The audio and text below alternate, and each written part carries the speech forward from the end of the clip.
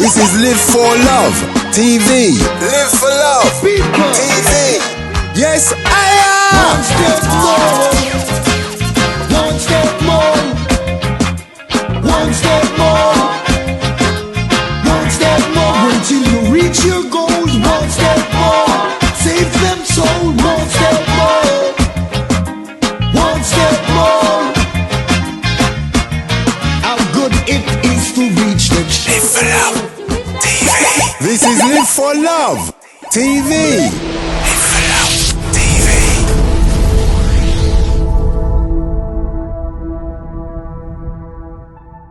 Welcome back to Live for Love TV. Today is the 11th day of the 10th month of the 21st year inside the 21st century. I hope everyone's doing well out there. I want to first start off by saying thanks to all the new subscribers, all the well wishers, all the likes that we've been getting recently on the videos, and also to all the comments. Even though I can't endorse all of the comments that people are making, I've tried to, speak back to the ones that I could endorse, but I can't endorse them all. But give thanks for those and keep them coming. Today, I'm going to talk about something that leads on to some of the other videos I've spoken about, or at least one or two of the other videos I've spoken about. And today it's not going to be focusing on Jamaica. It's going to be focusing on Ghana, West Africa, and Africa in general, but a place I know very well, which is Ghana. And it's taken me a while to do this video. I can't say why. Maybe I haven't felt comfortable doing it. Maybe sometimes you don't want to say things that are going to put people off, even though they're hardcore realities, and you sometimes you may skirt around certain issues. And maybe I've skirted around that, and if I have, please forgive me for it. But it's an issue again that leads back to the way some men abuse their power. Now, after living in Ghana for more than a decade and a half, and not this fly in, fly out, living there, working there, doing business there, I've come across something that I found very, very disturbing. And it's the fact that if you meet 10 women that are working in Ghana, 10 women that are working in Ghana in everyday jobs, more than 6 to 7, more than half of those women would have been forced to sleep with the person who gave them the job, the boss basically. And this is regardless of whether that woman is married or not. Now, this percentage, people are going to be angry with it if they don't like what I'm saying. People are going to say, but how do I know? Have I done any studies, or have I got some sort of analytical understanding of it? And I say, no, of course I don't. But I'm speaking in general from what I've come across. And I'm talking about right across the country. I know about the same stories in Nigeria, the Cameroon, constantly. And what it feels like to me is that once certain type of men, and it seems like it's the majority of men, that have power over women, they have to exercise that power. They can't have women working under them or for them without pushing themselves on that woman. And I'm not talking about rape on this case, in this occasion. I'm not saying anybody has necessarily been raped, but they have definitely been forced coerced and forced in order to keep their jobs. Now, some women walk out, and I know people who are living in Western countries going to say, no, I wouldn't put up with that. I wouldn't, I'll just leave. Well, yeah, okay, you would just leave, but it's easy to leave when there's jobs everywhere that you live. When you're in countries there, the job situation is very bad. In fact, the job situation is so bad that most people don't even have any contracts. What they get is an invitation letter to join the company. Just an invitation letter, nothing you can take to a court. It's just with no contractual agreement, just basically says it's an appointment letter, sorry, not just invitation, an appointment letter. So you've been appointed. And literally, these people can actually come up to you the very morning they want and say, you're out of the job, that's the end of it, and see you later. And there's no recourse. And this is country, this is why, this is probably all over the continent. I don't want to hammer on about Ghana because I can speak about it personally, but I speak to people who work and do business all over the continent, and this happens constantly.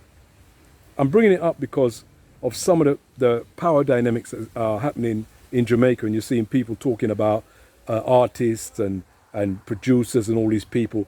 This thing is happening on the continent to a mega degree. A mega degree. And, you know, as I said in the beginning, people, maybe I've skirted around it. Maybe I've not wanted to address it because I didn't know how to come at it. How do you say these things? Some people may even go as far as to say, well, if we in the West had that sort of power over females, maybe most of us would be doing the same thing. Well, I'd like to say no and challenge that, but it's an argument. I don't have a problem with people making that argument because it's an argument. You see it in church situations. You've seen it in the Catholic Church. Anywhere one human being seems to have that level of power, a gross amount of power over others, they exercise it in this way. We're getting all kind of stories from the days of when people were apprentice footballers, for instance, as sports people, and now they're coming out and saying they were abused, and it was all because they wanted to become, you know, they wanted to play football or they wanted to play some athletical sport and get to the top, and the coaches and the people who had power over them, had massive power over them, were able to abuse them, and a lot of them kept it quiet for many years. So this is something that we know goes on and been going on for hundreds and hundreds, if not thousands of years. And I'm just bringing it up today because I don't want people to think that what's recently been going on, even in my own videos, that I'm addressing just one place, as if it doesn't happen everywhere. It probably happens everywhere, if given the ability to get away with it. As I said, where I've lived in West Africa, I've seen it.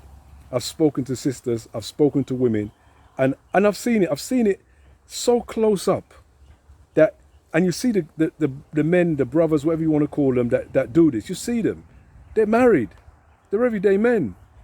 But they've been given a gross amount of power over, let's say, 20 females inside their company, and they basically just pick their choice, and they know they can literally get them out. If they don't get what they want from those females have to go and look for another job. And sometimes it's so sad that sometimes even the husbands, if they're really usually from a poor family, even the husbands of these women know what's happening, but can't say a word because she's the only breadwinner for that family and for the children.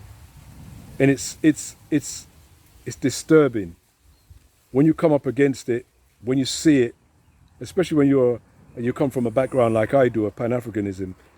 And you know, so many people who out there talking about Pan-Africanism, they probably know the same thing I know. But in order to keep their Pan-African views alive, they want to say everybody else has got a problem. No, we don't have any problem. We don't do things like this. This is something that, you know, Weinstein does, you know, and all these kind of people, you know, they're up to, it's nothing to do with what we would do. Well, it's sad. It's a sad state of affairs to say, I don't know how much power you can give someone over other people, and they have the moral dignity not to use it in a negative way. I don't know. I've never really been able to analyze that, but I know this happens. I know it happens on a massive degree. It's sad. It's bad. It's hurtful. And when you talk to these people, you want to say to them, get away from these people, leave. And then you think, well, what are they going to do? Am I going to feed them? Am I going to give them money to go home to their families and look after themselves? Am I going to give them money for medication when their family's sick? And, you know, in certain places, if you don't have money for health and medication, that's the end of you. You're out of here. There's nobody coming to your aid. So these things are difficult to deal with. Maybe that's one of the reasons why I haven't tried to speak about it before. But I'm speaking about it now, and I'm gonna say to anybody who wants to comment, give me your experiences. If you've lived in any place where, I don't care if it's the Caribbean or anywhere, it could be anywhere, America as well, you know, Canada, anywhere. I know these things will happen today more than they happen in other countries, in the third world countries, because of the amount of power they have, not because they're more immoral. I don't believe they're more immoral. I think they just have more power. You go back to 1930s and 40s in America and Canada and England, same thing would have been happening. In fact, it was so bad in those countries that men did not want their wives to go to work. It wasn't because they didn't want the money, but it was because they knew what could happen in those environments and what other men were like. They knew this.